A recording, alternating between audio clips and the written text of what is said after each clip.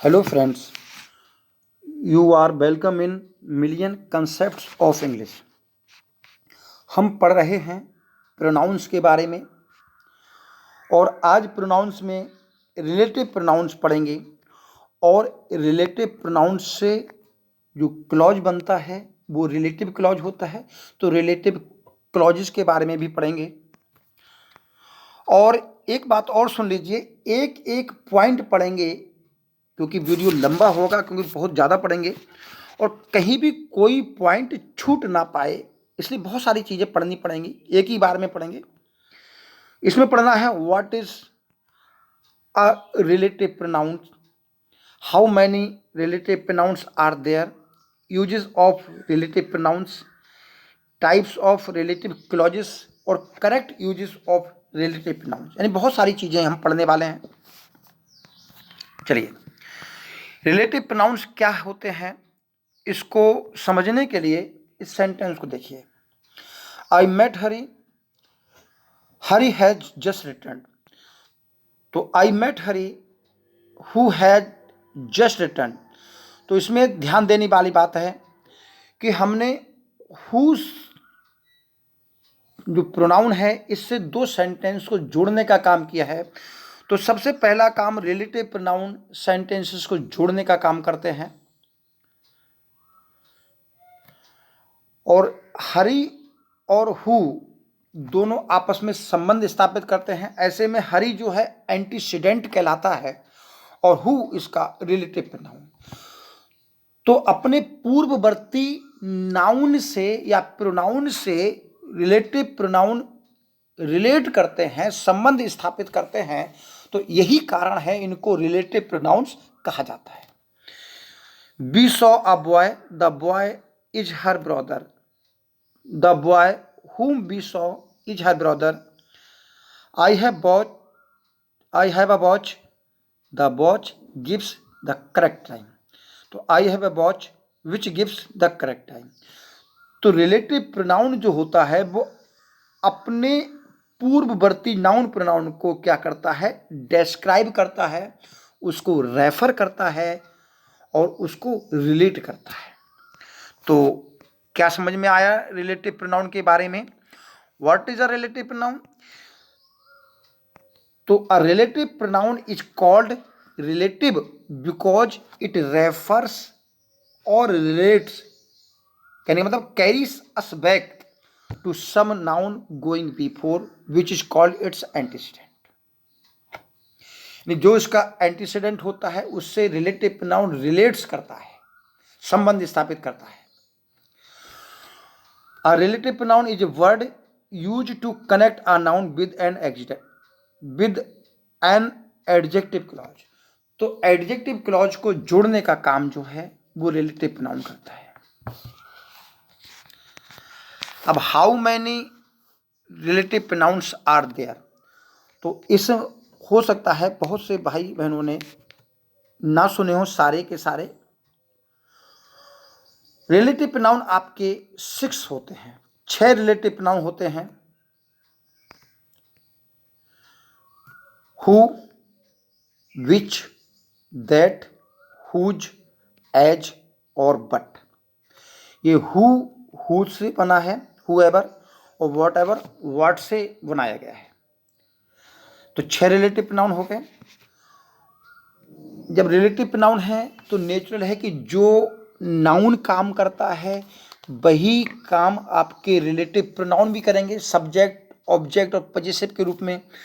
तो हु का जो ऑब्जेक्ट होता है वो हुम होता है और हुज इसका पजेसिव केस होता है और ये व्यक्तियों के लिए प्रयोग होता है। विच वस्तुओं के लिए प्रयोग होता है, तो जिसका ऑब्जेक्ट भी विच रहता है और पजेसिव जो है वो हुज हो जाता है। दोनों केस में व्यक्ति और वस्तु के लिए दैट का प्रयोग होता है और दैट के स्पेशल प्रयोग भी हैं, उसको भी सीखेंगे। और दैट का प्रयोग कहाँ कहाँ नहीं होता है उसको भी सीखेंगे। तो दैट का ऑब्जेक्ट भी दैट होता है, इसका पजेसिव केस नहीं होता। ऐसे ही व्हाट का ऑब्जेक्ट भी व्हाट ही होता है। ये केवल और केवल वस्तुओं के लिए प्रयोग होता है और केवल सिंगुलर में प्रयोग होता है। तो व्हाट अकेला प्रयोग होता है, तो इसमें दो प्रोनाउन कंसिस्ट होते हैं, एक है दैट और दूसरा है विच। इस बात को ध्यान रखेंगे। और एज जो रिलेटिव प्रोनाउन है वो एज के साथ प्रयोग होता है, सच के साथ प्रयोग होता है, सेम के साथ प्रयोग होता है और दैट के साथ प्रयोग होता है। बट आपका नेगेटिव प्रोनाउन है जो हु और विच नॉट, इसका अर्थ निकलता है। चलिए शुरू करते हैं। अब पढ़ते हैं यूजेस ऑफ रिलेटिव प्रोनाउंस। तो पहले इन जो सेंटेंस हमने सीखे इनके थोड़े अर्थ देख लेते हैं, हिंदी में क्या अर्थ निकलते हैं। The boy who was a good player was selected for the army. लड़का जो एक अच्छा खिलाड़ी था आर्मी में चुना गया। Ram is the boy whom you want to meet। Ram वह लड़का है जिससे तुम मिलना चाहते हो। She is the girl whose Activa I bought। यह वह लड़की है जिसकी एक्टिवा मैंने खरीदी। He is one of those students that always come late। यह वह उन छात्रों में से, उन लड़कों में से, उन छात्रों में से एक है, यानी लड़के नहीं होंगे, छात्रों, उन छात्रों में से एक है जो हमेशा देरी से आते हैं। This is the only one of his books that is worth reading. यह उन किताबों में से अकेली किताब है जो पढ़ने योग्य है। तो यहाँ आप ध्यान दे रहे होंगे कि बुक्स के बाद दैट आया है और हमने इज वर्ब का प्रयोग किया है, जबकि ये कहा जाता है कि रिलेटिव प्रोनाउन अपने एंटीसीडेंट के तुरंत बाद जो आते हैं और इसके अनुसार वर्ब प्रयोग होती है। तो यहाँ पर इज जो है अलग प्रयोग हुई है, तो इसको कैसे हुई है बाद में सीखेंगे। और ये अपवाद मान लीजिए जब ओनली वन लगा होता है, ओनली वन, तो वहाँ relative pronoun only one book के अनुसार आएगा। ये बात यहाँ पर समझ लीजिए और बाकी आगे पढ़ने वाले हैं। तो हमने जो अर्थ देखा और इससे जो तीन बातें निकल के आती हैं वो ये है कि जहाँ रिलेटिव प्रोनाउन से जुड़ता है वहाँ जो जिसके का अर्थ निकलता है। एक बात ध्यान रखेंगे, हमेशा ध्यान रखेंगे, और ये इम्पोर्टेंट बात है। रिलेटिव प्रोनाउन का नंबर, पर्सन अपने एंटीसीडेंट के अनुसार प्रयोग होता है। तो नेचुरल है कि जो उसका पूर्ववर्ती नाउन होगा, जैसे बॉयस किया तो हमने कहा हु, तो यहाँ पर वर्ब जो है होएगी सिंगुलर आएगी अगर बॉय है, और बॉयस हो गई तो प्लूरल वर्ब आएगी। तो इसकी जो वर्ब है वो हमेशा एंटीसीडेंट के अनुसार आती है, क्योंकि नाउन प्रोनाउन जो होता है अपने नाउन को ही रिप्लेस करता है, और अब जिस नाउन को रिप्लेस करेगा उसी नाउन के अनुसार तो वर्ब आएगी। और रिलेटिव प्रोनाउन हमेशा अपने एंटीसीडेंट के तुरंत बाद प्रयोग होता है। लेकिन हमने बहुत सी जगह देखा है कि बीच में कुछ शब्द आ जाते हैं, तो उनसे बचने के लिए कि वो कौन से होते हैं, तो हमने कुछ एग्जाम्पल लिए हैं। ये इंपॉर्टेंट एग्जाम्पल हैं कि एंटीसीडेंट और रिलेटिव प्रोनाउन के बीच में क्या क्या आ सकता है। कह रहे हैं sometimes these clauses are separated from their noun pronoun by a word और फ्रेज। एक फ्रेज द्वारा, जैसे here is the man, there is a man here who wants to meet you. तो यहाँ मैन और हु के बीच में हेयर आ गया है। I saw something in the paper which would interest you. तो लग रहा होगा पेपर में, लेकिन ये फ्रेज अलग है, तो समथिंग के अनुसार आया है। अगला, this is the only one of his poems that is worth reading. तो जो only one of his poems है, इसका अर्थ निकलता है of his poems this is the only one that is worth reading. तो इसका ये एक्चुअल शब्द ये है। तो ध्यान रखेंगे, रिलेटिव प्रोनाउन अपने एंटीसीडेंट के अनुसार ही इच प्रयोग हुआ है। इसको आप अपवाद मान लें, एग्जाम में आ जाएगा तो थोड़ा सा कंफ्यूज करेगा, तो इस ओनली वन को मान लें, ओनली वन के अनुसार वर्ब प्रयोग हुई है, इसलिए इसको भी लिया है। अब हम जानते हैं कि रिलेटिव प्रोनाउन से रिलेटिव क्लॉजेस बनाते हैं, तो रिलेटिव क्लॉज कितने प्रकार के होते हैं वो भी हमको सीखना है। रिलेटिव प्रोनाउंस रिलेटिव क्लॉजेस को बनाते हैं, और रिलेटिव क्लॉजेस 3 प्रकार के होते हैं। पहला है डिफाइनिंग रिलेटिव क्लॉज, ये सबऑर्डिनेट क्लॉज होता है। नॉन डिफाइनिंग रिलेटिव क्लॉज, ये भी सबऑर्डिनेट क्लॉज होता है। एक होता है कनेक्टिव रिलेटिव क्लॉज, ये कोऑर्डिनेट क्लॉज होता है, और इससे बनने वाले सेंटेंस को हम कंपाउंड कहेंगे, कॉम्प्लेक्स नहीं कहेंगे, क्योंकि जब जिसमें कोऑर्डिनेट क्लॉज होगा तो नेचुरल है कि वो कंपाउंड सेंटेंस होगा। चलिए इनको समझते हैं बारी बारी से। क्या होता है रेस्ट्रिक्टिव क्लॉज, तो उसको समझने के लिए हमको समझने होंगे कुछ एग्जाम्पल्स। देखिए, the man who had cheated मी, आदमी जिसने मुझको ठगा, was yesterday arrested by the police. अब हम इसको गायब करते हैं, अंडरलाइन वाले शब्द को।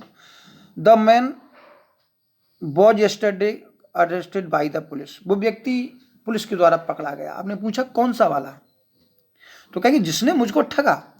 तो यहां पर जो हु हैड चीटेड मी, ये आपका रिलेटिव क्लॉज है, ये इस मैन को डिफाइन कर रहा है, तो ऐसे में इस क्लॉज को हम डिफाइनिंग क्लॉज कहते हैं। रेस्ट्रिक्टिव क्लॉज कहते हैं जो इस मैन को सीमा में बांधता है, और ये जानकारी जो है हु हैड चीटेड मी, इसके बिना सेंटेंस का अर्थ अधूरा रह रहा है, तो इसलिए इसको हम जो क्लॉज कहेंगे वो एसेंशियल क्लॉज कहेंगे, आवश्यक जानकारी देने वाला, क्योंकि इसके बिना जानकारी अधूरी रह रही है।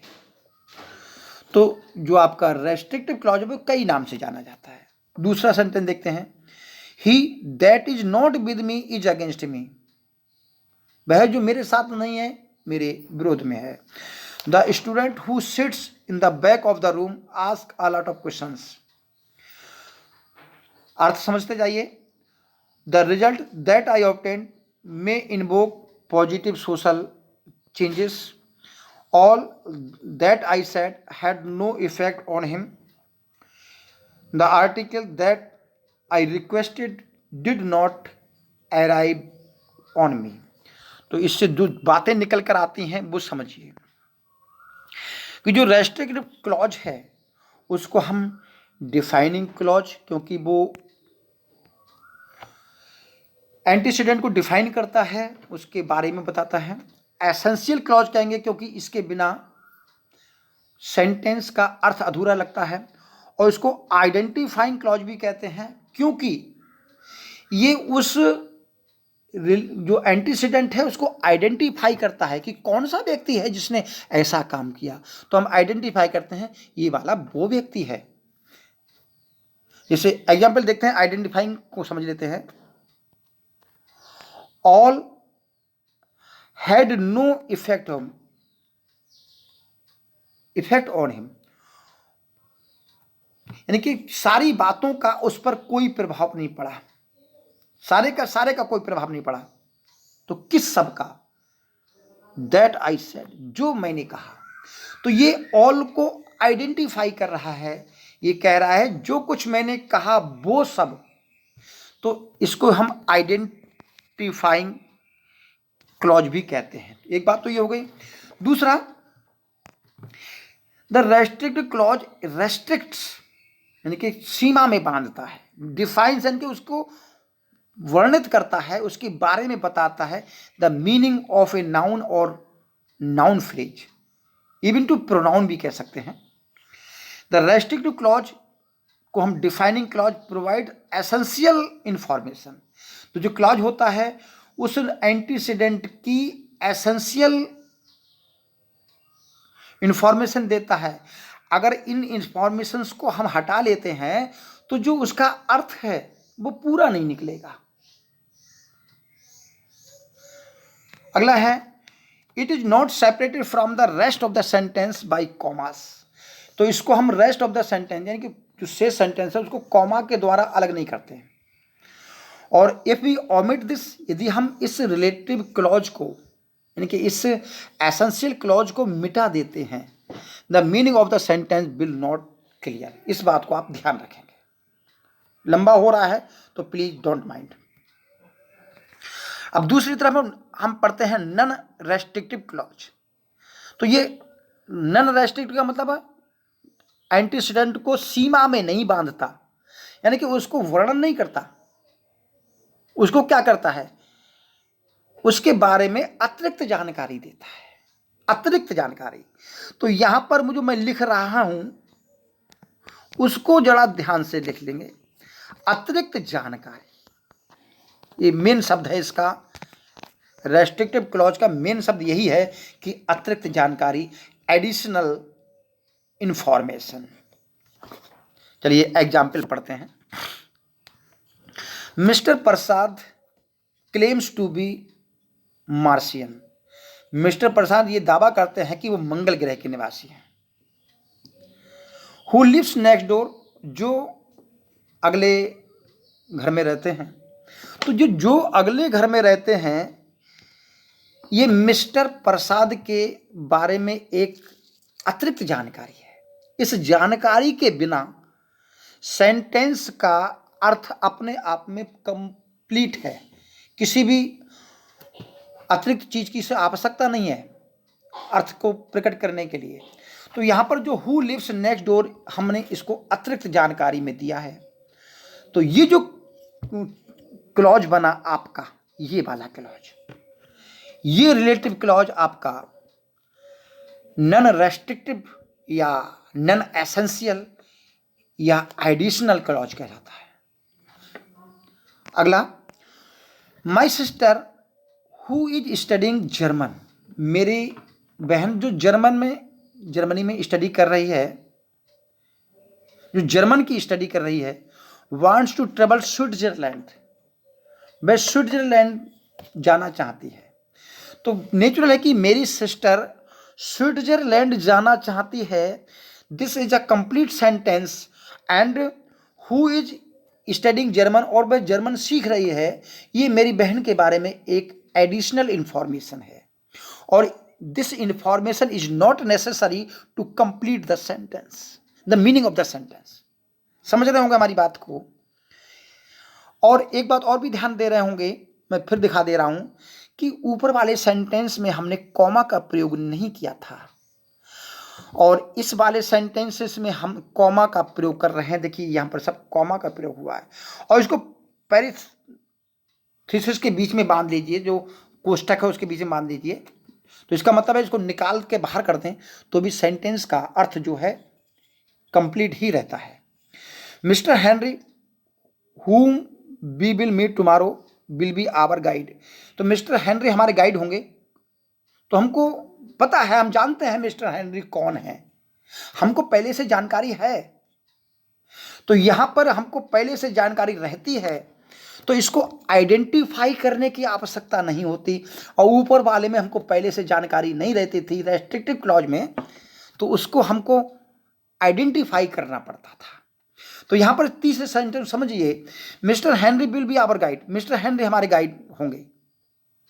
ठीक है, मान लेंगे हम जानते हैं मिस्टर हेनरी को। whom we will meet tomorrow, जिनसे हम कल मिलेंगे, हम कल मिलने वाले हैं उनसे।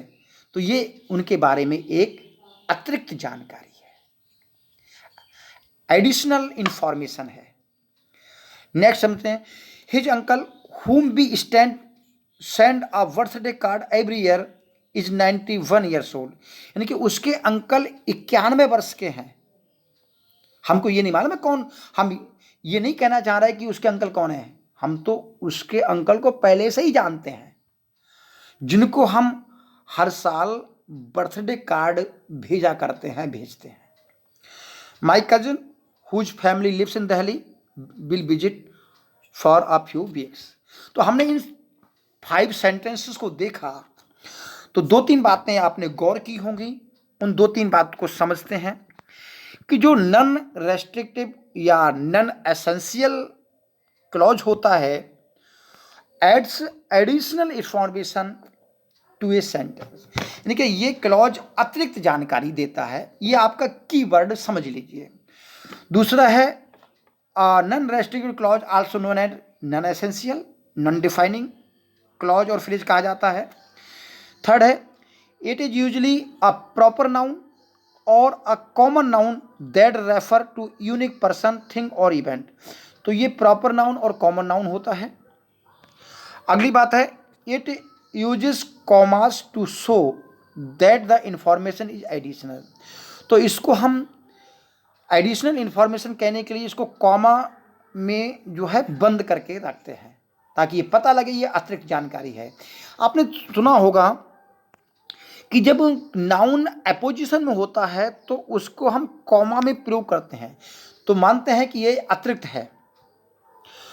तो comma almost act like parenthesis, comma जो है लगभग पैरेंथेसिस की तरह काम करते हैं विद इन द सेंटेंस। तो इस बात को भी ध्यान रखेंगे। चलिए अब आप कंपेयर कीजिए कि हमारा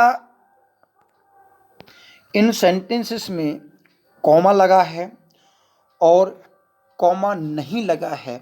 तो कॉमा लगने से कॉमा ना लगने से क्या अर्थ पे असर पड़ता है, मीनिंग क्या बदल जाता है, उसको समझते हैं।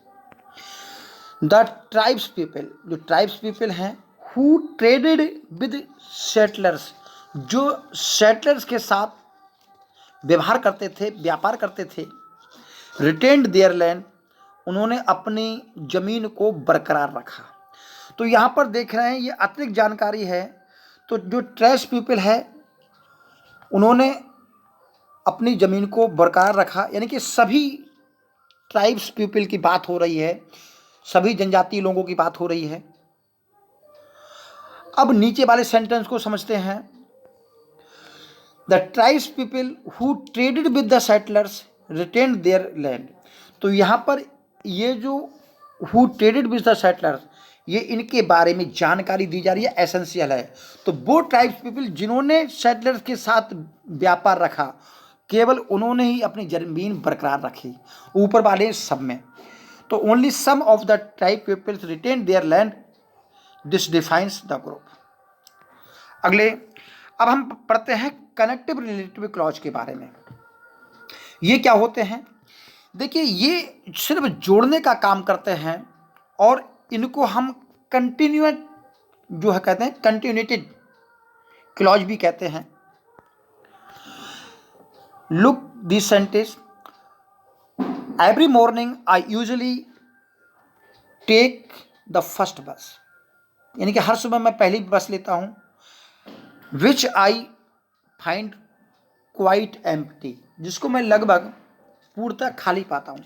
तो ये कोई अतिरिक्त जानकारी नहीं है बल्कि ये कंटिन्यू बात है। And it I find quite empty, और इसको मैं जो है पूरी तरह खाली पाता हूँ। तो ये एक कंटिन्यू की बात है जिसका अर्थ होता है and it. She explain everything to his boss, उसने हर चीज अपने बॉस को बताई। Who offered to help her, और उसने क्या किया, उनको सहायता प्रदान करने की बात की। तो यहाँ पर जो हु है वो इसका अर्थ एंड ही निकलेगा। तो ये एंड ही से आपका कंपाउंड सेंटेंस बनेगा और ये जो क्लॉज है ये आपका कोऑर्डिनेट क्लॉज बनेगा। द क्लॉक स्ट्रक 13, घड़ी ने 13 बजाए। Which made everyone loaf and it, ये बात ने। तो यहाँ पर जो इट शब्द आया है या वो भी शब्द आया पूरी बात के लिए आया है। विच मेड एवरीवन लाफ, और उसने हर व्यक्ति को हंसा दिया, क्योंकि 13 थोड़ा बजते हैं। The teacher sent for the boy who came at once, और हु का यहाँ पर अर्थ है and he came at once. I told Peter who said it was not his business, and he निकल रहा है I threw the ball to Tom and who threw it to Ann. तो इसका अर्थ एंड ही निकल रहा है। तो ऐसे में जो क्लॉज जुड़ रहा है ये कोऑर्डिनेट क्लॉज होता है और कंटिन्यू स्थिति को दर्शाते हैं। तो यहाँ पर ये जो सेंटेंस बनते हैं ये कंपाउंड सेंटेंस बनते हैं रिलेटिव क्लॉज से, और ये कॉम्प्लेक्स सेंटेंस नहीं होते हैं। ये बात रेनर मार्टिन ने हमको बताई है, उसको भी ध्यान रखेंगे। तो इसमें इंपॉर्टेंट क्या है, connective relative clauses are coordinate clauses which look similar to non defining clauses. Connective clauses do not describe their nouns but continue the story. Noun को डिस्क्राइब नहीं करते हैं बल्कि स्टोरी को कंटिन्यू करते हैं। They are often linked to the main clause by pronouns who, whom, whose. जो whom, whose जो प्रोनाउन होते हैं वो रिप्लेस करते हैं कंजक्शंस को। अब ये रिलेटिव प्रोनाउन नहीं बनते, ये कंजक्शन बन जाते हैं, तो जो रिप्लेस करते हैं कंजक्शंस को, यही कारण है कोऑर्डिनेट क्लॉज बना है। उसने किसी प्रोनाउन को रिप्लेस नहीं किया था। चलिए अब हम करेक्ट यूज की बात करते हैं। ये इसमें बहुत सारी बातें हैं जो बहुत ज़्यादा इम्पोर्टेंट हैं। कुछ साधारण सी बातें हैं और कुछ बातें बिल्कुल अलग हैं। हु सब्जेक्ट के रूप में काम करता है, तो इसमें तो कोई नई बात है ही नहीं, और डिफाइनिंग और नॉन डिफाइनिंग दोनों क्लॉज में प्रयोग होता है। The boy who was a good player was selected for the army. The man who is honest is trusted, ये तो पढ़ चुके हैं। हुम जो है ऑब्जेक्ट का काम करता है और डिफाइनिंग नॉन डिफाइनिंग दोनों क्लॉज में काम करता है। तो the juggler, this is the juggler, बी सा हुम बी सा यस्टरडे। तो यहाँ पर हुम ऑब्जेक्ट कैसे है, हुम सा जो वर्ब है इसका ऑब्जेक्ट है। हुज आपका पॉजिटिव केस है। We met the sailor, whose से वॉज ब्रेक्ट, जिसका जहाज टूट गया। विच जो है वस्तुओं के लिए प्रयोग होता है और डिफाइनिंग नॉन डिफाइनिंग दोनों क्लॉज में प्रयोग होता है। This is the book which you gave me, here are the books which I found. This is a beautiful watch which cost me 2000 rupees. तो आप समझ लीजिए दोनों क्लॉज में प्रयोग हो रहा है। अब बात आती है दैट की, और दैट का जो प्रयोग है वो आपको ध्यान रखना पड़ेगा। इसमें बहुत सारी इंपॉर्टेंट बातें हैं। दैट का प्रयोग व्यक्ति वस्तु दोनों के लिए होता है, लेकिन इन कंडीशंस में केवल दैट का प्रयोग होता है। ये तो बहुत इंपॉर्टेंट कंडीशन है। जब एंटीसीडेंट सुपरलेटिव डिग्री होता है तो हम दैट का प्रयोग करते हैं, वहाँ हु, विच और उसका प्रयोग नहीं करेंगे, क्योंकि जानते हैं दैट का प्रयोग वस्तु के लिए प्रयोग होता है और व्यक्ति के लिए प्रयोग होता है। लेकिन स्थिति है जब सुपरलेटिव डिग्री हो तो दैट का प्रयोग करेंगे। द वाइजेस्ट मैन, यहाँ सुपरलेटिव डिग्री है एंटीसीडेंट से पहले। That ever lived made mistake, यहाँ हु और विच नहीं कर सकते, क्योंकि व्यक्ति है तो हु प्रयोग नहीं कर सकते। He was the most powerful person that I ever saw. That का प्रयोग all, same, any, none, nothing, the only के बाद होता है। तो all is not gold that glitters. Man is the only animal that can talk. All the money that I gave her has been spent. This is the same man that I deceived me. ये समझ गए होंगे। अब interrogative pronounce होते हैं तो उनके बाद अगर रिलेटिव प्रोनाउन आता है तो दैट आएगा। Who that saw her did not pity her. Who am I that should object. अब दूसरी लास्ट बात है, जब दोनों एक साथ प्रयोग हैं कि व्यक्ति और दूसरा एनिमल एक साथ आते हैं, तो ऐसी स्थिति में हम किसके साथ हु और किसके साथ दैट प्रयोग करें, तो दोनों के साथ हम दैट का प्रयोग करते हैं। The man and the dog that were on the road were on morning walk. The man and the dog that I saw yesterday have been kidnapped. अब इंपॉर्टेंट बातें क्या हैं वो समझिए। बहुत ही इंपॉर्टेंट बात है जो बताने जा रहा हूं। हमने अभी रेस्ट्रिक्टिव और नॉन रेस्ट्रिक्टिव दोनों क्लॉज के बारे में पढ़ा। तो ध्यान रखिए, जो आपका नॉन रेस्ट्रिक्टिव जो रेस्ट्रिक्टिव क्लॉज है, जिसको हम डिफाइनिंग क्लॉज कहते हैं, जिसको हम एसेंशियल क्लॉज कहते हैं, केवल उस क्लॉज में ही दैट का प्रयोग होगा। ये बात इंपॉर्टेंट हो गई, बहुत ध्यान रखने बात है। अगर हम नॉन एसेंशियल में दैट का प्रयोग करेंगे तो वो गलत हो जाएगा। इसलिए हम ऊपर बोलते चले आए थे कि ये दोनों के लिए प्रयोग हो रहा है, ये केवल जो है डिफाइनिंग क्लॉज में होगा।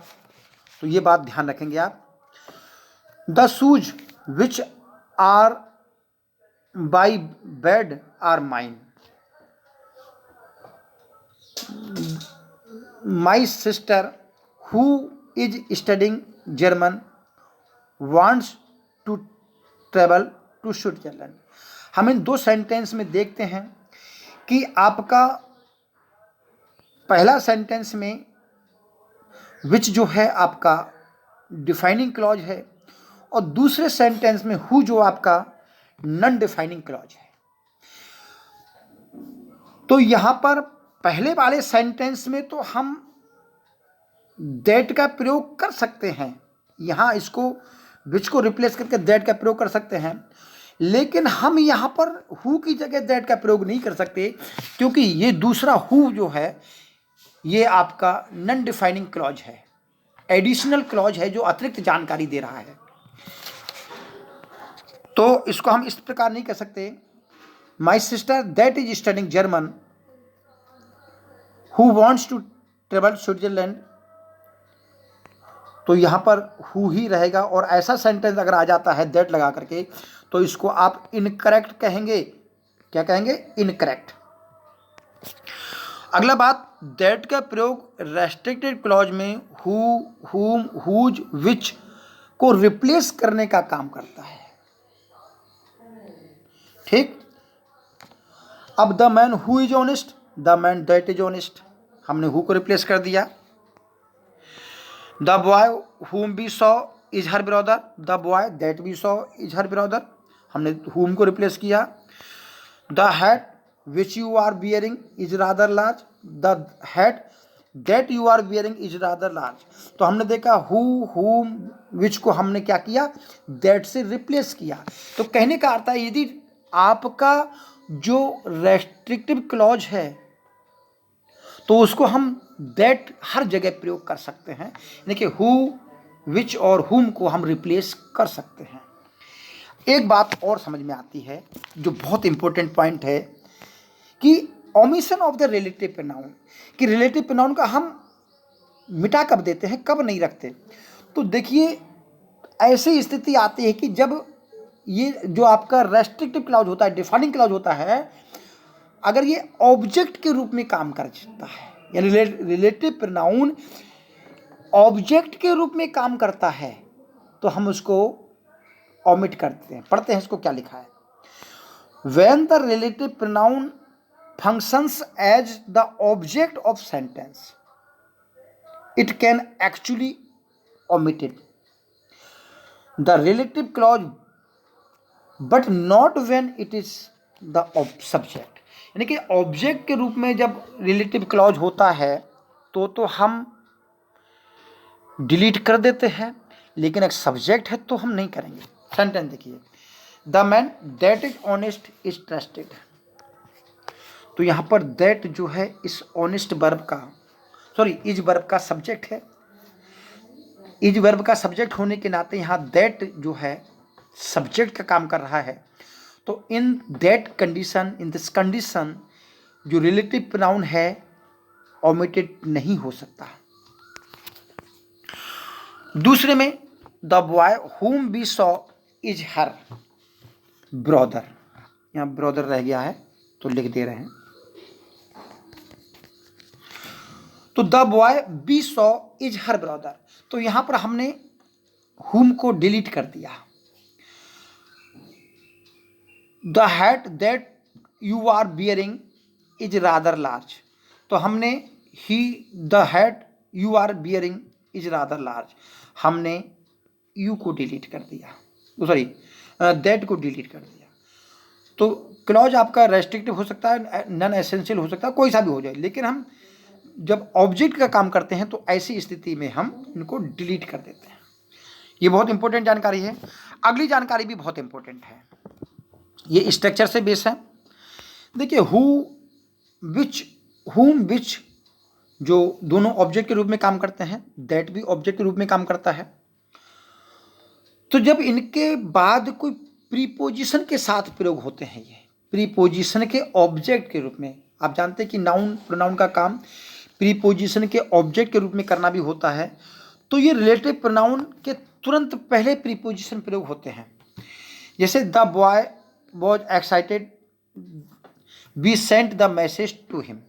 तो यहाँ पर हिम के लिए आने वाला जो प्रोनाउन होगा रिलेटिव वो हुम होगा।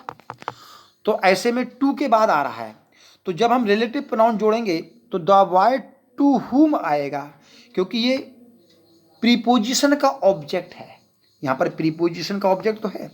तो ऐसी स्थिति में जो प्रीपोजिशन है वो इन रिलेटिव प्रोनाउन से पहले प्रयोग होगा। Got it? तो सेंटेंस बना the boy to whom sent the message, यहां बी रह गया, to whom be sent the message was excited. Next sentence देखते हैं, the room has beautiful furniture, you will be conducted to the room. ये room में सुंदर furniture है और तुमको रूम में ले जाया जाएगा। तो द रूम यहां पर to which you will be conducted, जिसमें तुमको ले जाया जाएगा, हैज ब्यूटिफुल फर्नीचर। तो यहां पर द रूम है, तो टू विच जो शब्द है रूम के लिए प्रयोग हुआ है और इससे पहले टू लगा है, तो हमने टू विच यहां पर किया है। तो हमने देखा कि हमने विच के साथ और हुम के साथ प्रीपोजिशन प्रयोग किया पहले, लेकिन दैट के साथ ऐसा नहीं होता है। इस बात को ध्यान रखेंगे, जब दैट का प्रयोग प्रीपोजिशन के ऑब्जेक्ट के रूप में करते हैं तो प्रीपोजिशन जो है वो क्लॉज के बारे में प्रयोग हो, क्लॉज के बाद में प्रयोग होता है। सेंटेंस देखिए, the room that you will be conducted to, जिस रूम में आपको ले जाया जाएगा, हैज ब्यूटीफुल फर्नीचर। तो यहां पर टू शब्द जो आया है प्रीपोजिशन, वो इस क्लॉज के पूरे क्लॉज के बाद में प्रयोग हुआ है। अंतर समझ रहे होंगे हमारी बात को। अब व्हाट का प्रयोग करते हैं, ये बहुत इंपॉर्टेंट है। व्हाट का प्रयोग भी, व्हाट का प्रयोग केवल वस्तुओं के लिए प्रयोग होता है और इसका प्रयोग एंटीसीडेंट के बिना होता है, एंटीसीडेंट के बिना। तो यहां पर हम एनालिसिस करके समझेंगे, वो समझना। देखिए व्हाट का जो अर्थ निकलता है वो होता है दैट विच या the thing which, the thing विच। अब समझिए, ये समझिए नहीं है, ये समझिए नहीं है।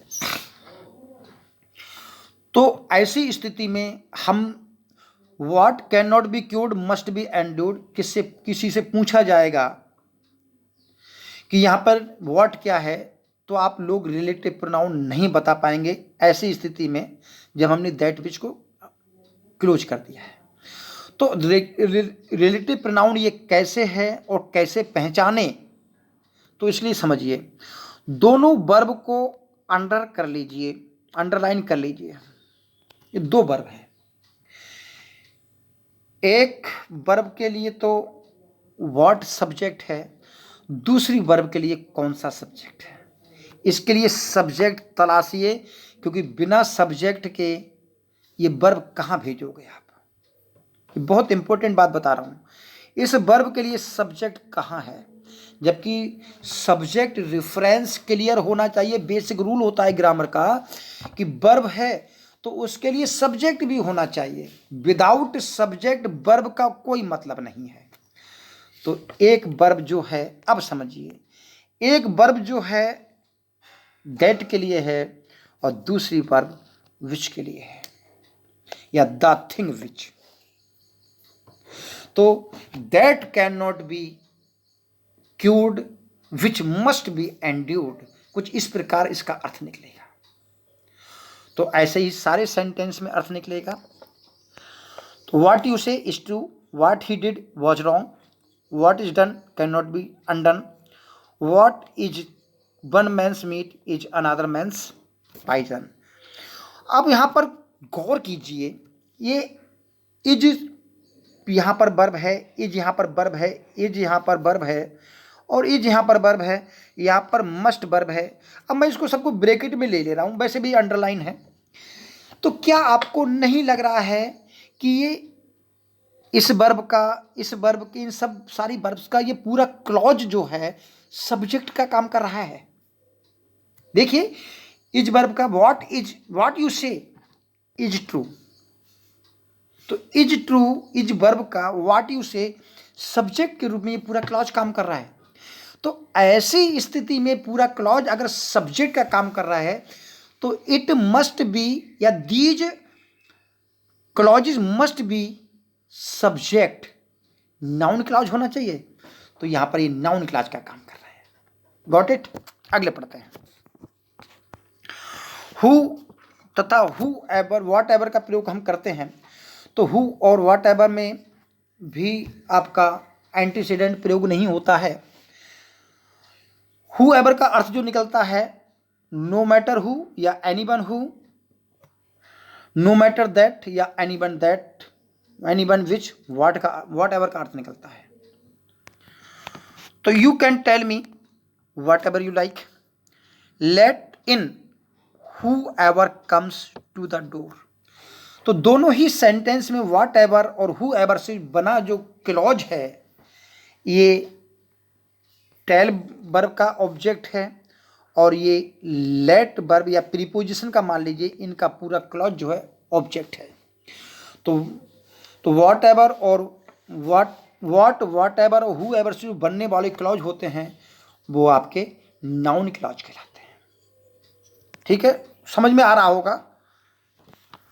बाकी आप रेनल्ड मार्टिन भी पढ़ लेना और 2-3 किताबें हैं उनको पढ़ लेना। अब हम एज का प्रयोग करते हैं। देखिए, एज का प्रयोग भी रिलेटिव प्रोनाउन की तरह ओल्डर इंग्लिश में हुआ करता था। तो ये सच सेम एज के साथ प्रयोग होते हैं। Tears such as angels weep, तो ये एज जो है वो टीयर्स के लिए प्रयोग हुआ है।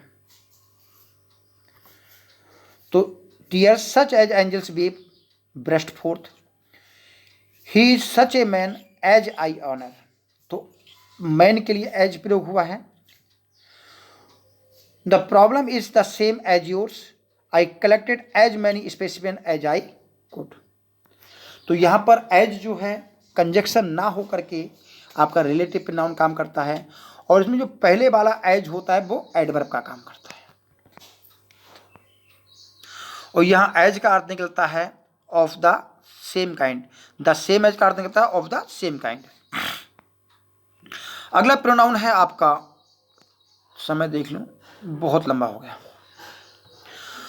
बट, जिसका अर्थ होता है हु, नॉट और विच नॉट। इनके भाई हेल्पिंग वर्ब आएगी क्योंकि नॉट बिना हेल्पिंग वर्ब के नहीं आता। तो बट का प्रयोग रिलेटिव प्रोनाउन के रूप में नेगेटिव में होता है। सेंटेंस देखिए, there is no man but wishes to live. तो यहां पर बट कंजक्शन नहीं है, रिलेटिव प्रोनाउन है और काम तो कंजक्शन का कर रहा है, जोड़ने का कर रहा है, तो लेकिन प्रोनोमिनल कंजक्शन बोलेंगे फिर इसको। तो यहां निकल रहा है there is no man who does not wish या टू लिव। तो बट का अर्थ ये निकलेगा, there is no rose but has some thorn. तो विच हैज नॉट इसका अर्थ निकलेगा, which has no thorn. There is scarcely a child but likes the candy, तो कहेंगे who does not like the candy. There is no man but knows the things, तो who does not no. तो ऐसे ही ये आपका what जो है relative pronoun का काम कर रहा है। तो उम्मीद करें समझ में आया होगा। 2-4 सेंटेंस देख लेते हैं, देखते इसमें क्या कमी है। It is not I who is to blame, sentence में देखिए, आपको समझ में आ जाएगा। तो इसको हम वापस ले चलते हैं। जो रूल्स आपने पढ़े हैं इस सेंटेंस में, जो रूल पढ़े हैं ऊपर, वो क्या कह रहा है, रिलेटिव प्रोनाउन आई के साथ प्रयोग हुआ है, क्लियर। और जो वर्ब होती है वो अपने एंटीसीडेंट के लिए प्रयोग होती है, तो आई के साथ इस तो प्रयोग होती नहीं। ये तो ऊपर ही बताया गया था आपको कि एंटीसीडेंट के लिए प्रयोग होती है, तो आई के साथ यहाँ पर एम आना चाहिए। अब आप समझ गए होंगे कि क्या क्या कमियां पूछी जाती हैं। Here is the man whom I think committed the crime। तो हमने आपको बहुत अच्छी तरह बताया कि आप वर्ब को अंडरलाइन कर लीजिए। Here is the man, इसके लिए तो द वर्ब है, और कमिटेड के लिए कौन सी वर्ब है, कमिटेड के लिए कौन सी वर्ब है, तो नेचुरल है कि द मैन है कमिटेड के लिए। जब कमिटेड वर्ब के लिए आई थिंक के लिए वर्ब नहीं है, ये वर्ब है कमिटेड के लिए। बहुत इंपॉर्टेंट बात बता रहा हूं, कमिटेड के लिए वर्ब है, और इस वर्ब जब है तो सब्जेक्ट मैन है, तो हुम फिर सब्जेक्ट के रूप में होना चाहिए, या हुम नहीं होना चाहिए, हु होना चाहिए। समझ रहे हैं हमारी बात को, कैसे निकाल के लाए इसको। Even those which have no previous work experience have applied for the job. तो इवन दोज विच, तो देखिए दोज के साथ विच है, और वर्ब है आपकी हैव वर्ब है, तो हैव के लिए दोज सब्जेक्ट का काम कर रहा है, तो विच आपका वस्तु के लिए प्रयोग होता है। वैसे या तो दैट कर लीजिए यहाँ पर, और दैट ना करिए तो हु कर लीजिए, सब्जेक्ट रखिए। नेक्स्ट सेंटेंस देखते हैं। Those people who do not work hard they do not succeed in life. तो यहां पर इन्होंने क्या किया, दे को रिपीट किया है। भाई एक वर्ब के लिए डू नॉट के लिए पीपल मान लीजिए, और हु के लिए ये वाला डू नॉट कर लीजिए, तो दे कहाँ गया। तो आप जानते हैं, जो इंपॉर्टेंट बोल रहा हूं, बहुत इंपॉर्टेंट बोल रहा हूं, आप जानते हैं कि रिलेटिव प्रोनाउन आपके प्रोनाउन को रिप्लेस करता है। किसी प्रोनाउन को रिप्लेस करता है तो फिर डबल प्रोनाउन यूज करने की क्या आवश्यकता है, ऑलरेडी उसने प्रोनाउन रिप्लेस किया हुआ है, उसी के स्थान पर तो हमने हु का प्रयोग किया है, तो यहां पर दे सुपरफ्लुअस है, अननेसेसरी है। He is the person whom everyone thought has stolen। क्या करिए, मैं बता रहा हूं, जब भी रिलेटिव प्रोनाउन से संबंधित समस्या आए तो आप वर्ब को अंडरलाइन कर लीजिए, ठीक। ही इज द पर्सन, इस वर्ब के लिए तो ही है। हैज स्टोलन, तो किसने चुराई, हु हैज स्टोलन, किसने चुराई, यही तो होना चाहिए ना, तो हुम कैसे आ जाएगा, और पर्सन सब्जेक्ट का काम कर रहा है, तो यहां पर हु होगा। May I know to who I am speaking, तो to whom I am speaking.